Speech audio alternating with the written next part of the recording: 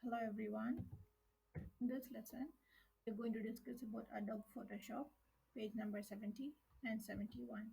First, let's open Photoshop. In order to save the time, I have already opened all the file that I'm going to use it on this session. And also, I have copied some of the file, some of the image onto the background. Hence, the steps are the same. Let's first see how to copy or add an image onto the background.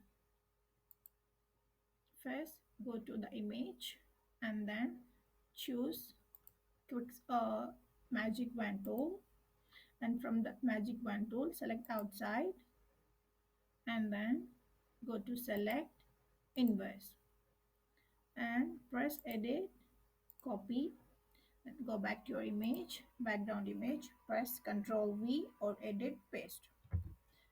In order to resize or the scale the image, press Ctrl T, and then reduce the resize your image. Once you are satisfied with the scaling option, press or click the tick mark or press the enter key, then place them onto your screen.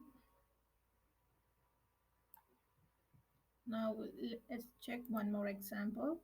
The same way, select magic wand tool and then go to the background layer, click outside and then select inverse and then edit, copy, and go back to your image and then edit, paste or Control V and then press Control T in order to resize.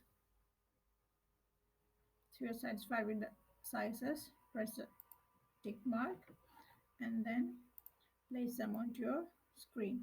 Now we need to have a text. In order to add the text from the toolbar, go to this T option, which is called text box, and then choose a color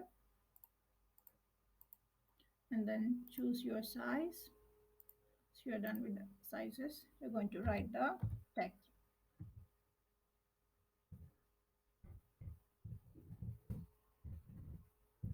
Once you're done, hit the tick mark. Then you can navigate this.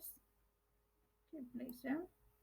And as you can see it in the text box, as you can see it on your textbooks, page number 70 and 71, there is a background, and from that background there is a border. So we need to give a border to our background image. In order to do that, first select your background and then with the help of rectangular marquee tool, select your image and then go to edit and then press stroke. From here choose a width as 35 and the color as red or anything that you like, the location to be center, the blending mode to be normal and the opacity to be 100. Once you are done, press OK. Okay, I hope the lesson is clear to you all. Thank you.